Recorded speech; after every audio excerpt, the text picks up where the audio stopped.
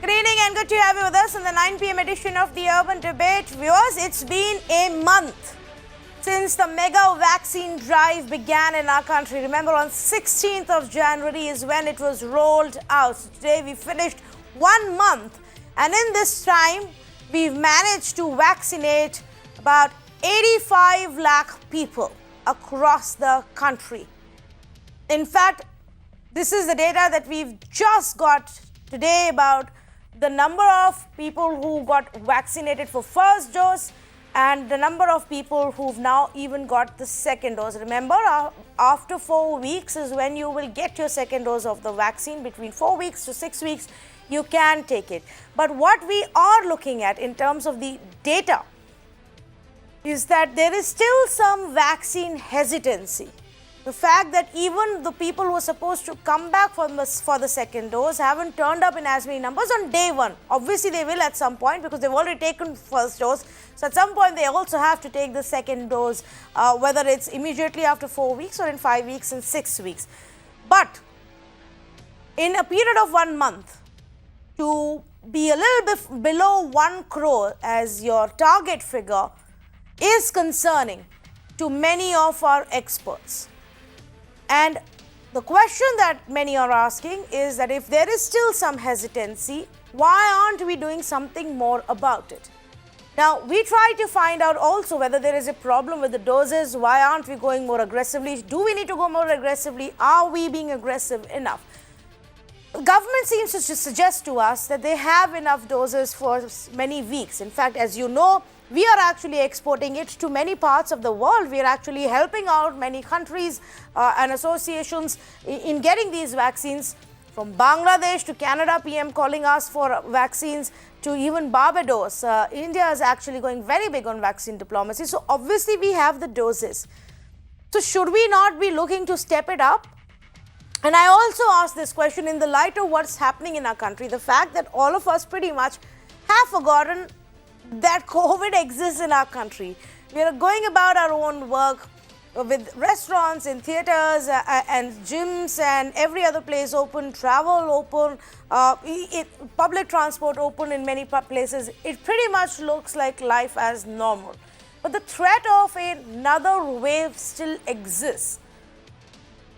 So we have to continue to wear masks and be careful. Now, rather than elongating this process, why don't we speed up on our vaccination process? That's the question I want to ask our panelists and experts who are joining us right now. So, in fact, our reporter Ayushman tried to get some more information from the government in terms of what the government's view is, and he was given the impression that people will come for the second dose after 4 weeks up to 6 weeks. So, the low turnout in the first couple of days is not a concern. And the government believes that we are vaccinating the largest population at a very fast pace. And while, yes, if you start comparing it to some of the other countries, that may be true. But our challenge is very different from the other countries because of the sheer size of our population, which means that we need to vaccinate faster. The government did indicate to us, the sources have indicated to us, that the plan is on track to begin vaccination for those above the age of 50. 27 crore who will be identified and given the vaccine in the month of March. So preparations are going on. But you take a look at what's happening in some parts of Maharashtra or even in Kerala, where slowly the cases have begun to inch up again without any significant difference in testing. The only way to tackle this is not a shutdown, but obviously a faster vaccination drive. That's my view. Let's find out from governments, political party representatives who are at the center or in different states, and experts on what do they believe should be the best way forward. Let's say good evening to Charu Pragya, spokesperson for the BJP, Dr. Sameer Dalwai, NCP spokesperson and developmental pediatrician himself, Dr. Raman Gangakhedkar, former head of the Epidemiology and Communicable Diseases at ICMR, joins us this evening. Dr. Swaminathan, Director for Infectious Diseases at Gleneagles Global, and Dr. Rahul Pandit, Director for Critical Care at Fortis Hospital, also a member of the Maharashtra Task Force, joins us. Dr. Gangakhedkar, let me begin with you. A little less than 1 crore people in the first month I know the math to just directly project it for many, many months will not be the right way to go, because we are hoping more people vaccinate themselves in coming months. But do we need to speed up? Is this pace okay? Yeah, absolutely. No, if you actually look at the National Sero Survey findings that have been released recently by ICMR, we tend to say that you have close to about 78% population which is still unexposed to this particular infection. So even if we were to believe that natural infection immunity plus little bit of vaccine immunity might come up very quickly, it is unlikely to happen because the larger section of the population is still not exposed. And even if we adopt this path, that if we don't accept this vaccine, if there is huge amount of vaccine hesitancy, then in those cases, achieving the numbers or the proportions that you want to will become extremely difficult. So essentially, what would it mean? That we will have to make efforts to improve the community acceptance, try to mobilize the community, try to take care of their anxieties that may be associated with hesitancy, and also ensure that healthcare workers also understand that second dose has to be taken quickly enough. There are some confusions that are coming because of Johnson and Johnson's trial result where one dose was considered as sufficient. There are issues related to the dosaging. No, so some people may feel I need not come. No, I can wait for a long period of time. But we need to talk to them that this may perhaps not be a very prudent approach, given if you try to understand the evidences, there is no difference between the protection rates as such, and it would be ideal to stick to the strategy of 4 weeks as of now, unless there are sufficient evidences to suggest to prolong that particular period. And this is all at the backdrop of some districts which are also showing probably a trend towards emergence of second wave. Let's try all together, ensure that COVID appropriate behavior is followed, and also try to protect the most vulnerable, those who are older, and the healthcare workers who could perhaps then ensure that the impact would not be very negative.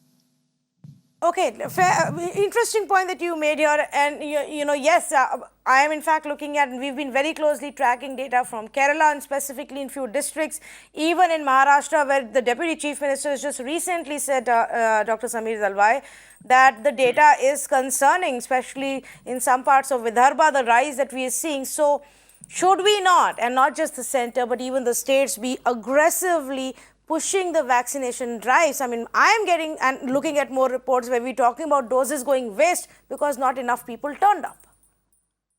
Yes, so I agree with you and with Dr. Gangakhedkar sir. And the point, let's look at what we have achieved so far. We've achieved in by and large convincing the large part of the country that it's safer to take the vaccine rather than not take the vaccine. I think that's a big achievement. Going ahead, we know that if 70% of the population would get herd immunity, would get vaccinated, it also leads to a kind of an herd immunity. And the third thing also, which has been very important, is important stakeholders, the doctors themselves, the other leadership, has gone ahead and taken the vaccines and gone ahead and put their pictures out on social media. That sent a very strong message that if the doctor community, medical community, the health workers are willing to take this, then we should not worry about it. Now, the problem at the same time, the hesitancy is that, look, it's a new pandemic, a new disease by itself. There is a lot of anxiety about what it is because things are not very, very black and white. The issue with hesitancy is that it has to be tackled by giving the persons who are hesitant confidence. And that cannot be done by pushing it too aggressively because that could make them even more anxious. So I think it is a very delicate balance between giving information, and that has been done very well. It is being done, it is being advocated, it is being modeled. But anything really, really aggressive will in fact increase the hesitancy and hinder the process in a public health manner. So we have to continue giving the right messages. We have to continue encouraging the people. Regarding the small rise that you're seeing, well, we know in any pandemic, it's not going to go up and come down like an inverted V. There are going to be some serrations on the way going down, and that's exactly what we are seeing because there is an increased opening up. When we had a severe lockdown, we saw that the cases had not increased so much as they could have. Now with the unlock and everybody mixing around and moving around and almost everything being opened across the country, I'm saying, there is bound to be small, I won't even call them peaks, but there will be these small rises. Point being, we have to remember that the pandemic is not over. So we have to prevent this false sense of security coming in. We have to prevent this fatigue from affecting us. And finally, some kind of, I won't say fake news, but there is news that okay, the hospitals aren't so packed now and the beds are vacant. So it is creating a kind of impression that hey, we are all safe. I think till 75% of the population is vaccinated, we should continue to maintain the non-pharmacological interventions, that is wearing a mask at all times in public, maintaining safe social distance, and continue to sanitize. I think that message has to go out.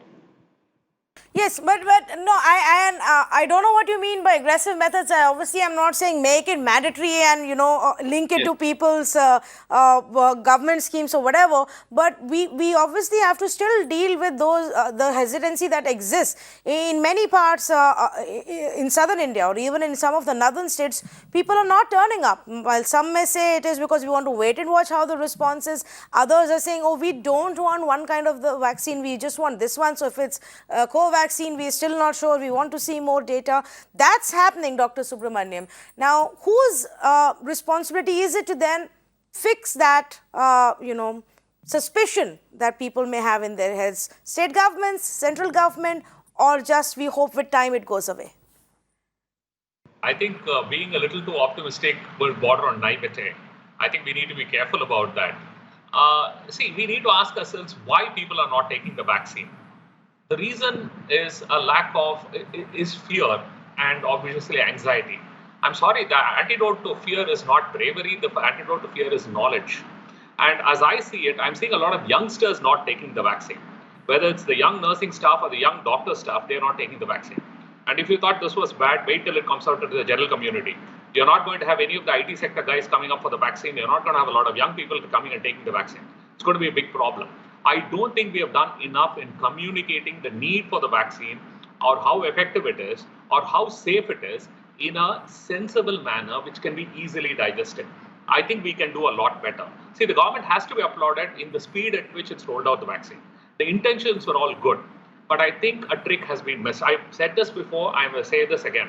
I don't think the ground was prepped well enough for the rollout of the vaccine. And now we are seeing hesitancy and we are saying, why are they not coming for the vaccine? Well, you know what? They're not seeing patients in the hospital and they're not seeing young people die. So they are saying, why should I take that when I am not the high risk person? They don't understand that we are all in this together. And please understand that we should stop talking about herd immunity. Please look at what's happening in Manaus.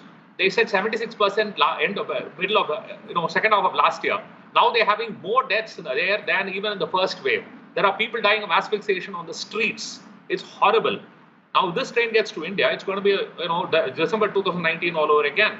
So let's be sensible about it. I think there are far-reaching consequences to healthcare workers not taking the vaccine.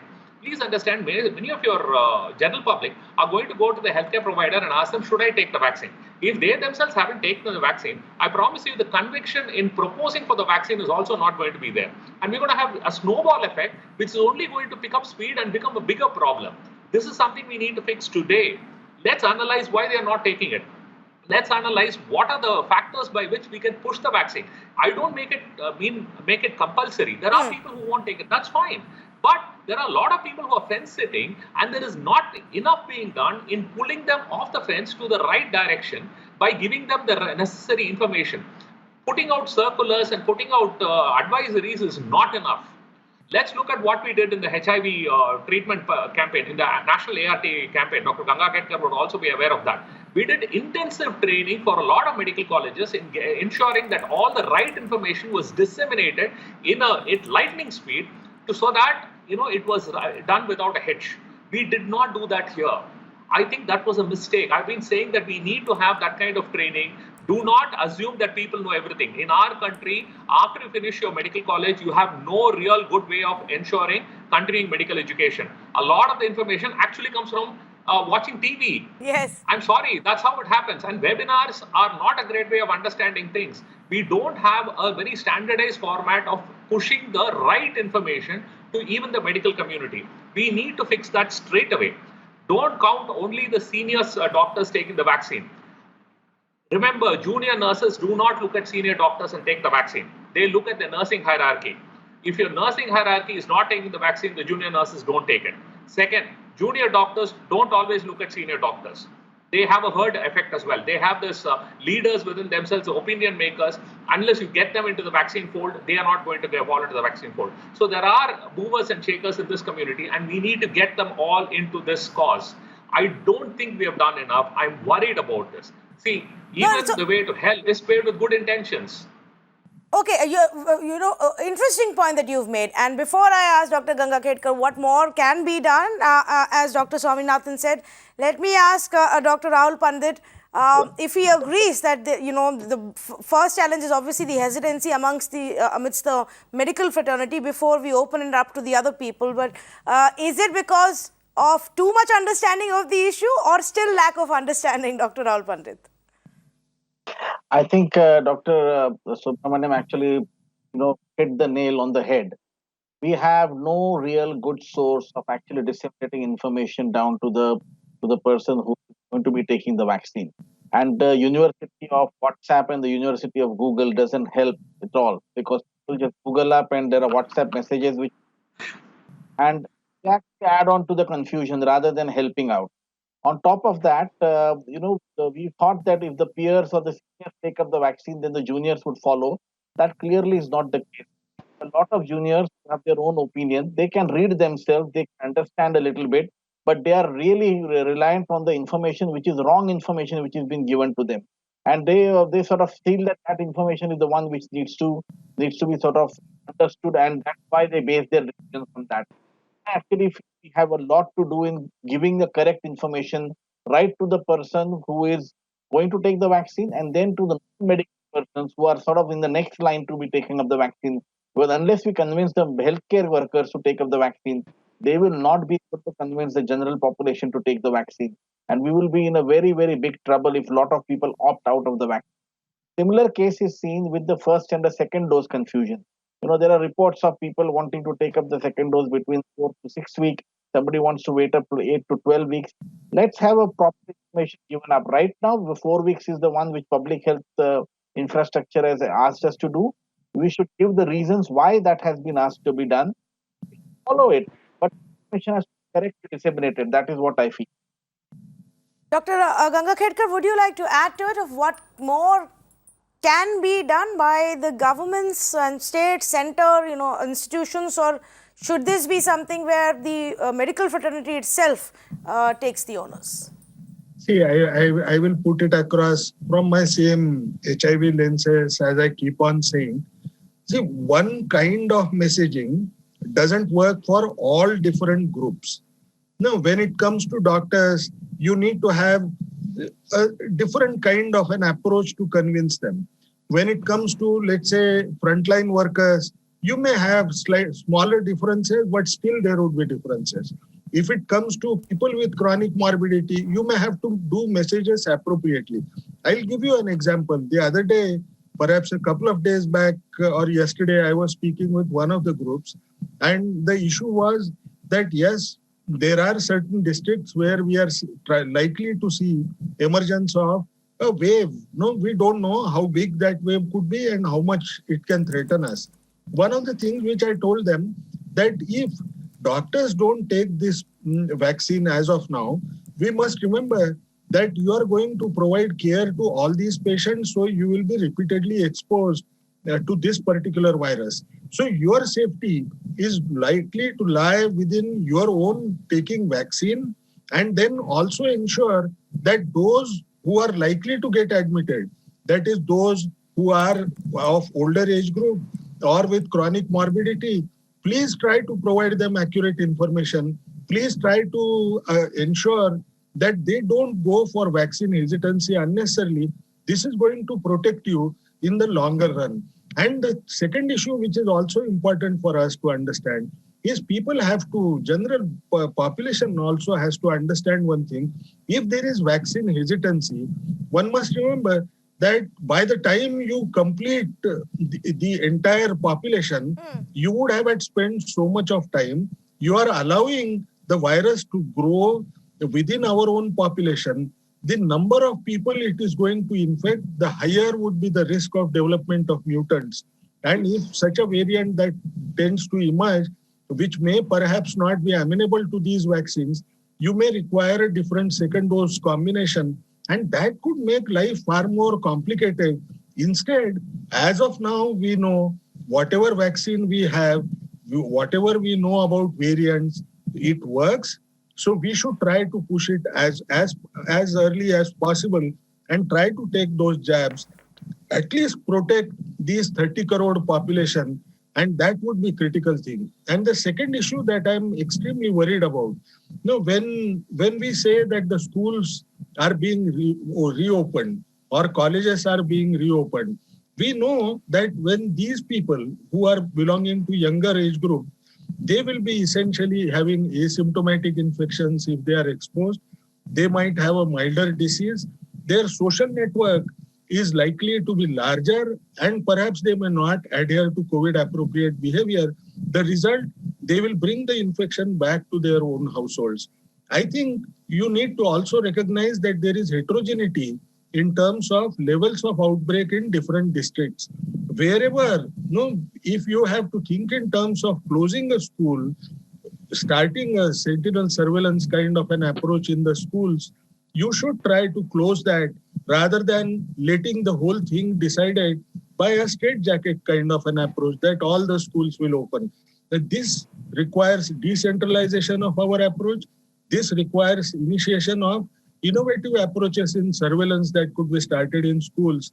Otherwise, we are likely to end up into seeing that this disease will become endemic, and it would become a particular irritant for older age population and people with chronic morbidity in future. Yes, in fact, to just give some examples, in Kerala, where schools have opened, in Kerala, in fact, because they managed to control it right in the beginning and flatten that curve, we are now seeing that rise in cases. And when they reopened schools, we saw 2 instances in just 1 week where over 200 students and teachers got infected. And imagine then them taking this home and the threat it would be to even the senior population. And this will increase. Now, we cannot go back to shutting down, locking down, stopping ourselves. We have to go on with our lives. So the only way, Charu Pragya, is to speed up the vaccination process, to ensure that more people get it and get it faster.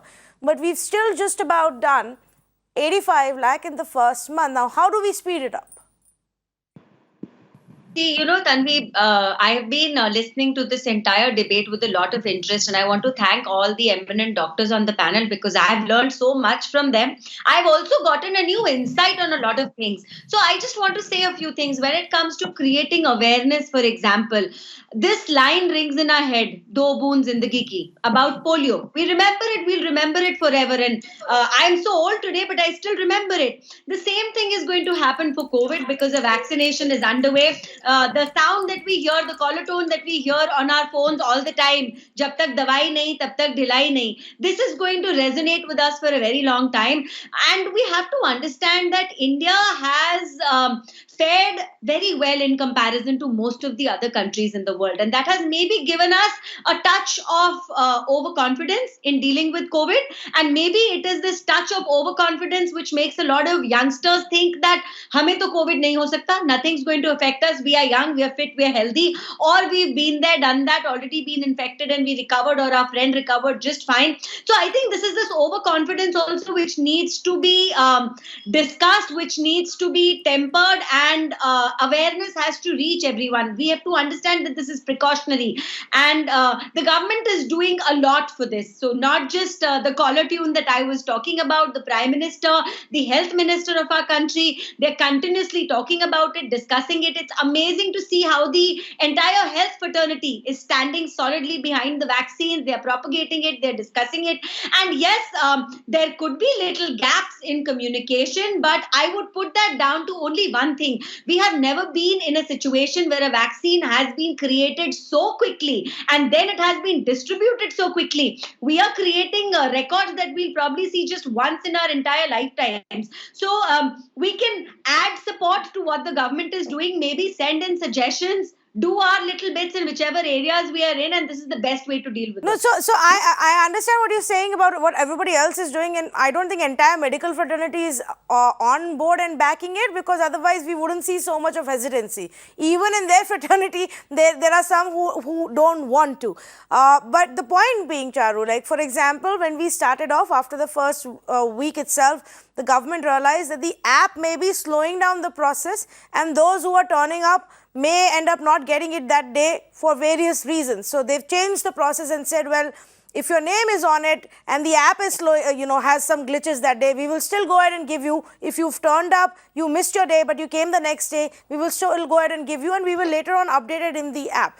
Now, those are ways that you learn from what the problems are, and you fix those to ensure that the process doesn't slow down. But we need to see a lot more of that taking place. I mean, we can't stop at one caller tune and stop at one app solution and say everything is fixed.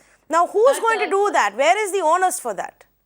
If you look at the entire map of our country and you look at where COVID-19 cases are still rising, you would see that around 80% of the cases are coming from 3 or 4 states of India. Kerala and Maharashtra leading the way, Tamil Nadu and Karnataka also having very high number of cases. We need to understand the reason behind the high number of cases in these states and then deal with it in a different manner. The entire country cannot be following one set of rules anymore, because we've already been in this pandemic for a year, more than a year. We'll actually be reaching the anniversary of our lockdown very, very soon. So state governments in these areas need to make it a lot more stricter. They need to make sure that they need to change their policies, whether it is opening of schools or teaching the children how to protect themselves when they go back to school. Colleges will open soon enough. Festivals came end of last year, whether it was Onam or Christmas or any other gathering in various places across the country, and we saw a rise in the cases with that as well. But when you say that who takes the onus, it's always the government who takes the onus, and nobody is shirking any responsibility. As we have seen, the supply of vaccines has been maintained. The push to convince people, more and more people to take the vaccines has been maintained. And while the second phase of vaccines is approaching us, all the parliamentarians, major influencers, they're all gearing up to take the vaccine too.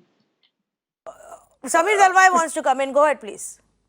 I completely agree with my colleagues who said about a decentralized and a local driven approach. So I just like to make a statement that the Indian Academy of Pediatrics, which has 32,000 pediatrician members across India, has come out with an excellent document. It's available on the website of the Indian Academy of Pediatrics about school reopening. In fact, in a online driven program, we've even started training of trainers for what to do when the schools reopen, and we have already started training pediatricians across the country in an online training of trainer manner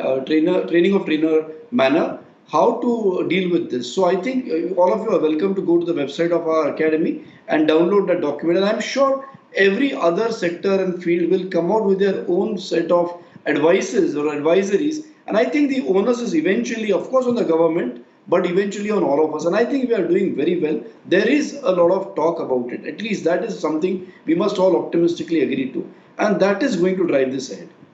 No, but what is the Maharashtra government going to do about it? Maharashtra is one of those states that's still seeing large numbers of cases in terms of the overall national chart, even though we are way lower than what we were a few months ago. But we do have to push even our vaccine drive. There is still a lot of hesitancy even in our state. I think we are beyond the phase where we have to look at only particular pockets or states, because we are very sure that this this virus is in a way universal. It's going to affect everybody. Where there is a higher population density, you are going to have quicker and larger peaks. That's about it. I think it's not that somebody from Manipur or Tripura can be any less wary about getting COVID than anybody else. I think what's very important is for us to keep saying this, that though there is a decrease in the mortality, the pandemic is not over, and we need to keep repeating it, that you have to take the precautions, and at the same time, the vaccine is the one that is going to protect all of us. I think this message has to go out universally from the medical fraternity, from the political fraternity, from the media, and I think it's going on well that way. I have one more question that I want to put to our panelists, and that is about when there is right now we're looking at only one segment, Dr. Gangakhedkar, which is the healthcare workers, and we're saying we're only going to give them the vaccines. But, the understanding is that now we have enough stock. We're also looking at two more, vaccine candidates maybe getting the approval very soon. Their doses are also being manufactured. Instead of some of these doses going waste, should we not look at the possibility of putting it out in the market? At what point do we say, let's just open it up to those at least who want to take the vaccine and can even buy it off the shelf? No, I agree. Partly as an individual, what I can say is it would be prudent to think in terms of having a strong public-private partnership, because I think that should be one of the strongest bases if you want to roll it out very strongly, given the fact that our healthcare system has a larger contribution that tends to come from the private sector. The second issue is, can we put it across for sale in the pharmacies? Perhaps, if we have bought those vaccines, we could look at alternative approaches. You could ask that person, you could keep that entire lot in, let's say, in the hospital premises free of cost. Let the persons go there and receive it free of cost, so that you have some kind of accounts which you would be able to make it if you believe that you cannot open directly into the private market as of now. Perhaps it will lead to more of inequity in access to vaccines at this juncture. But I believe more than that, first efforts that we have to concentrate on is trying to convince the healthcare workers.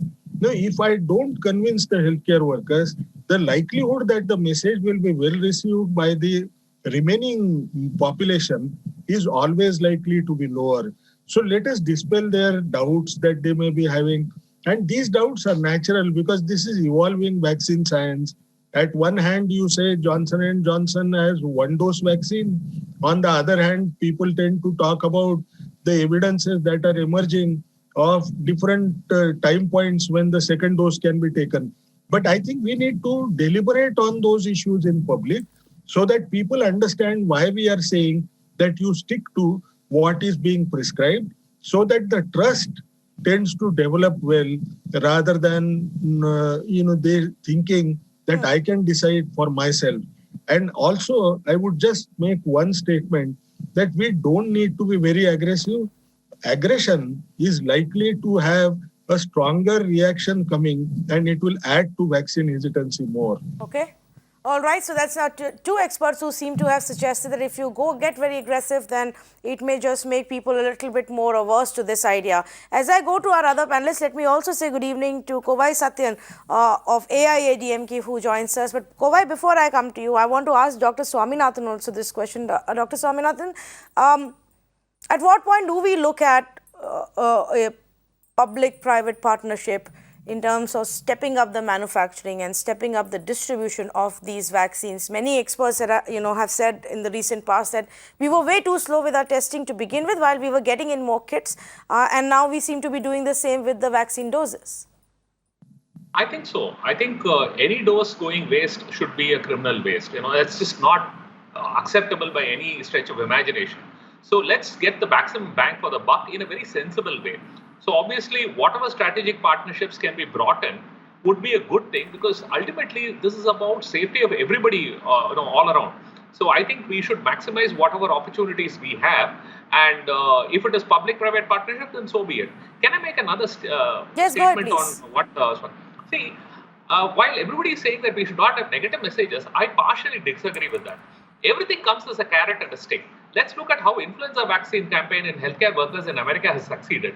The influenza vaccine uptake among healthcare providers is more than 80% last year, before the COVID pandemic, mind you, 1920 season. Why is that so? Over years, they made it not compulsory, but they made the options difficult. So, for example, when I was in the US, in my hospital, if I did not take the flu vaccine, for the next 6 months during the flu period, if I am seen without a mask on my face, I will get into administrative trouble. I will get sanctioned. So, why is that a bad thing? Please understand, as I see it, in 3 months' time or 4 months' time, I think it's going to become a requirement for international travel. If you're and I even see the government wanting to link it up to the Arogya Setu app and say, you know what, get your vaccine and get it along with the Arogya Setu for you to be eligible for travel. Why is that a bad thing? I think we need to explain to people that it's going to become something that's going to be part of our life.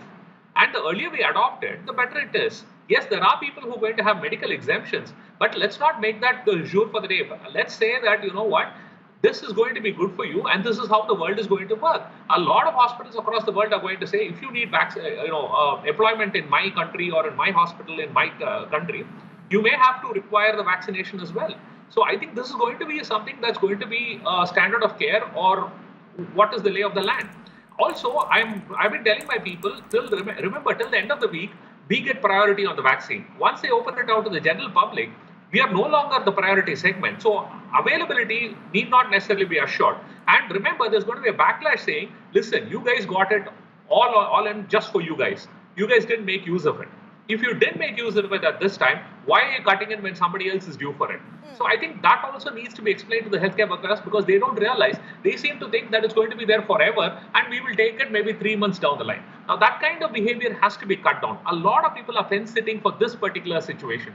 I think if we need to tell them that, listen, it's a carrot. You just don't realize because it's not been dressed very well, but it's a carrot.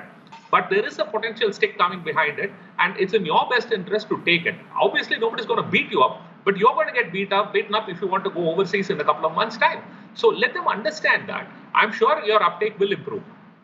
Okay, interesting point that you've made there. So not only not necessarily disincentivizing or whatever, getting aggressive, but there is some kind of carrot there dangling. Kovai, let me come to you as well. We're talking about speeding up or ways to either speed up the vaccination process, get more people to vaccinate, whether it's more campaigns and awareness within the medical fraternity or outside.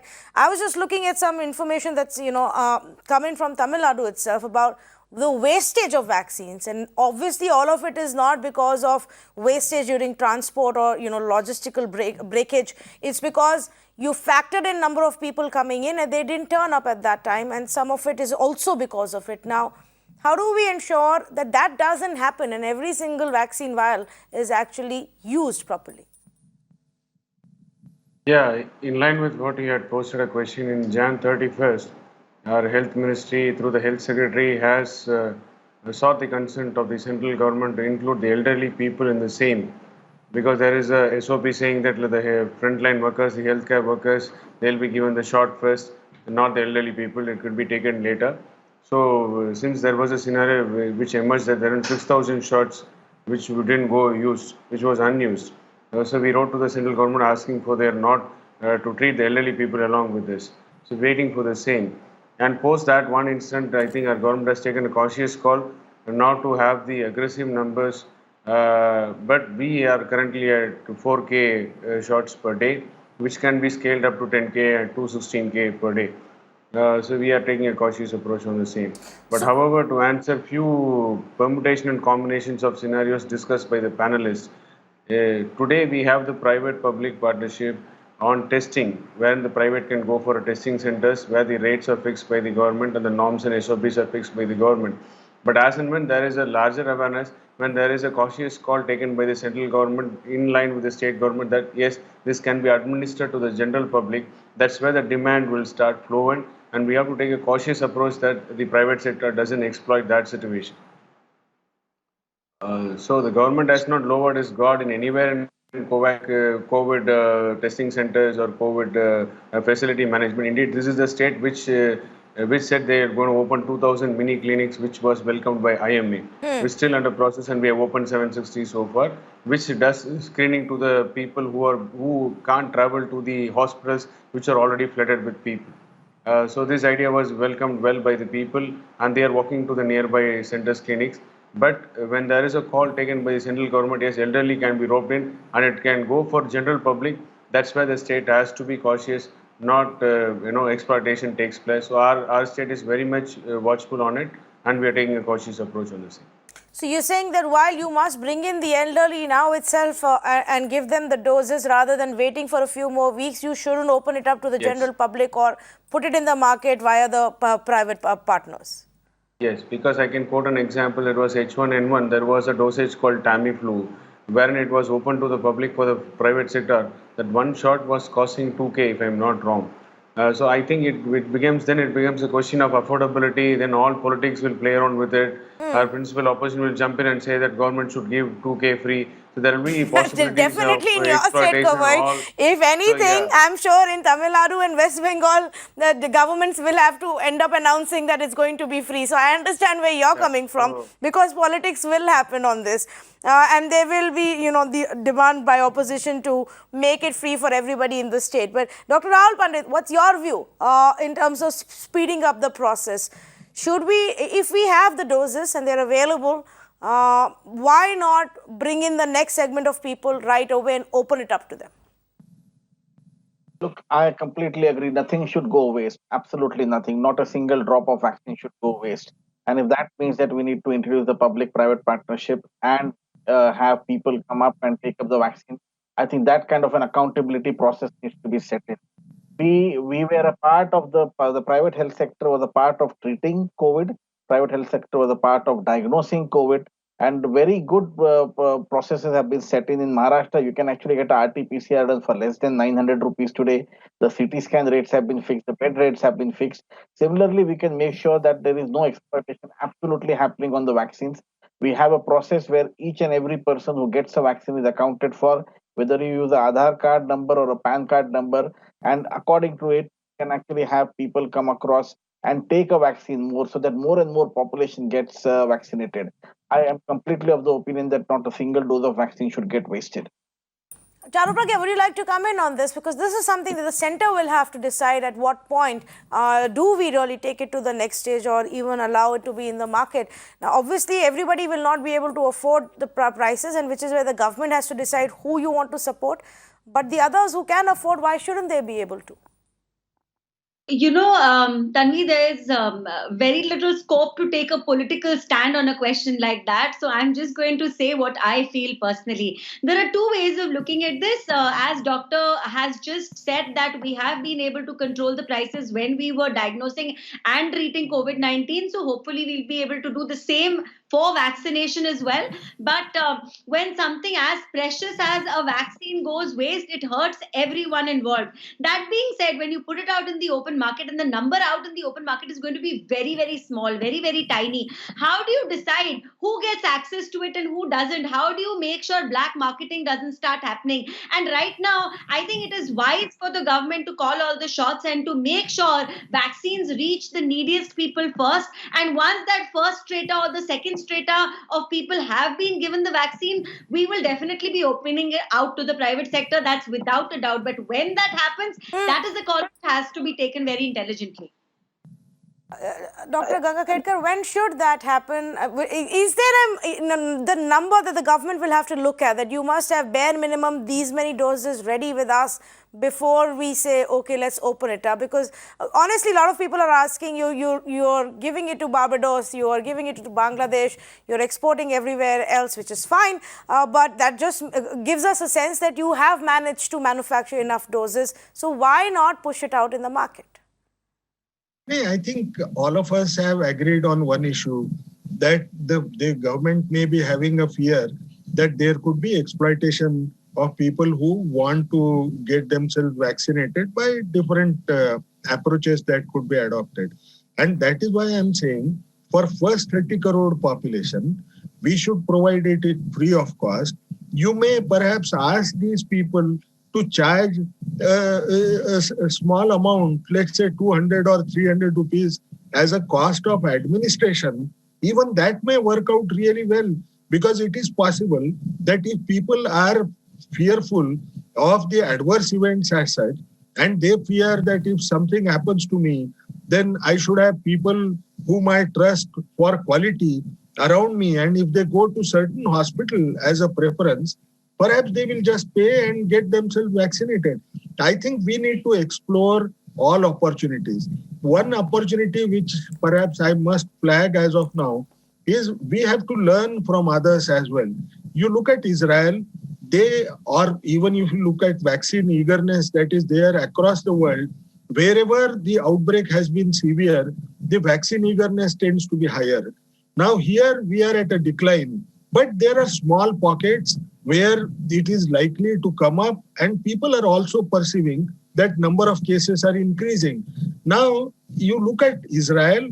Israel used that opportunity and covered their small geographic area, small population, and today their coverage is around 90% because they used that opportunity. Why can't I create a demonstration project in small areas where you would be able to tell to people that this is how I approached, this is how there was a reduction in the transmissions that was occurring or severity of disease that was occurring. And then people will understand the whole issue in the long run. And this is not going to take longer time. It's just a question of choosing a small geographic area among such places where the outbreak is actually likely to become more visible in near future. I want to also raise one more issue that was briefly touched upon, and that is about communicating to people and whether we need to come up with a new campaign or Kovai Satyan, I wanted your view on it. Shouldn't the state governments also be a little bit more aggressive when it comes to spreading awareness and busting the myths?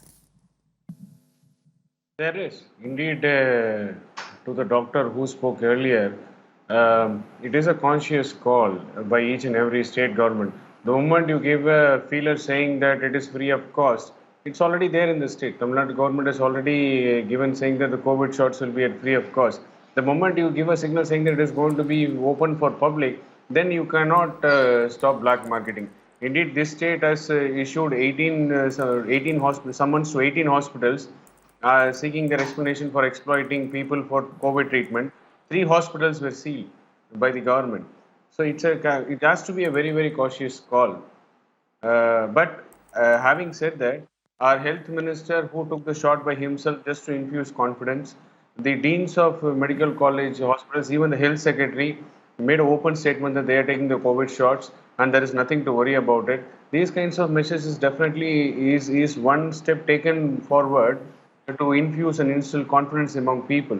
And with the grace of Almighty, there is no such untoward incident in the state because of people who have taken COVID shots have passed by, or there were some other reactions, negative reactions. That's not happened in the state. That's a positive signal, and people are coming forward slowly. But initially, there was some misunderstanding because of your WhatsApp University messages roaming here and there that one old man passed away, another guy fell sick, and they couldn't do anything. Continuous vomiting, nausea, this all is there because we cannot control WhatsApp University in one day. But slowly, people are getting the signals and messages from the government side. Yes, people in the government are taking the COVID shots, and there is nothing really need to worry about it because it's proven and tested. In fact, let me just not necessarily WhatsApp University, but if I just pick up on that point, and Dr. Rahul Pandit, there is also a sense that younger people are not being as badly impacted, or if I don't have any pre-existing serious health condition, then I'm going to be fine. I don't need the vaccine. But there have been some cases, haven't there, that with people who have recovered from COVID have then later ended up seeing other serious issues within their own body where their organs have been badly impacted or some new conditions have emerged. So I just wanted you to shed some more light on it, because I think a lot more people need to know this, that it's not just whether you survive COVID, but what impact does it have on your health on a longer term possibly. Absolutely. I think you brought a very important point in front. There are people who recover from COVID, and then the COVID syndrome continues to sort of linger on for months and months together. The most common symptom which people have is a chronic fatigue-like symptom, which sort of stays on for several months before they actually start feeling that they're getting back to normal. On a more serious issue, people have had, strokes, and people have had heart attacks. They try to link to the COVID. We don't have a very direct connection to it, but we do know that COVID has a prothrombotic. That means it actually forms clots very easily in the body, and those processes could be worsened in patients who have borderline problems like this. Another one which Dr. Subramaniam, who is an infectious disease specialist, come up with, very, very exotic infections which we are seeing, the mucormycosis, which has been reported quite extensively in the press. We were not seeing that often before. We were only confining it to the diabetic patient, but now we are seeing that more of patients have recovered from COVID as well. So So it's not just a snapshot of 2 weeks when you are actually ill with COVID. COVID is almost like a syndrome. It stays with you for several weeks to months, and you need to make sure that you are going to be healthy during the whole period of time. And the only way of being healthy is to take vaccine and avoid getting COVID. So that's the long and short of it. Vaccine is going to be the only safest thing to take. Another thing which I don't want to sort of sensationalize, but say that the mortality from COVID is proven. If 100 people get COVID, less than around 2% of the people will actually not make it through COVID. But if take a vaccine, you may have a 1 in 50,000 or 1 in 100,000 reaction, which may be worth reporting in a medical journal. But more often than not, just minor side effects, Yes. fever or body. Vaccine is very, very safe. Yes, absolutely. In fact, often what happens is when we get reports or initial studies of the symptoms that people have shown after they've got vaccine, and it just sounds like, oh, so many people showed symptoms, but those symptoms are actually, the side effects are very, very minor, things that you would expect with any kind of vaccine in the initial few hours or initial few days, and not something Tanvi, that can I people make a should point? get concerned about. I'm sorry, we're completely out of time, but I do appreciate all of you joining us, because I think it's extremely important that not only do medical experts, but even government, state governments and central government, political party representatives sit and talk about this, and we spread the word. We need to look at a strategy, and the governments need to look at a strategy to push the vaccination drive into a higher gear. In the first 1 month, obviously for the first couple of weeks, even the authorities wanted to take it slow to see and ensure that the system is getting followed, that there are no bigger loopholes or lapses which are actually within the system that they have set up. But now we've finished 1 month, and in the first 1 month, we've not even touched 1 crore as a number. Look at the population of our country. We're not going to be depending on herd immunity to solve our problems.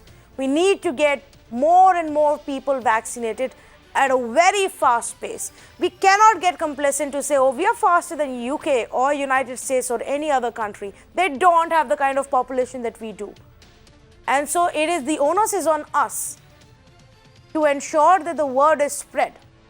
And if we have the vaccine doses, to ensure they don't get wasted because we are too rigid with our systems.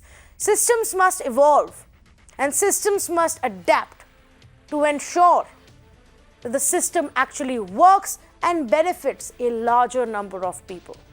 Thank you so much for joining us on this conversation.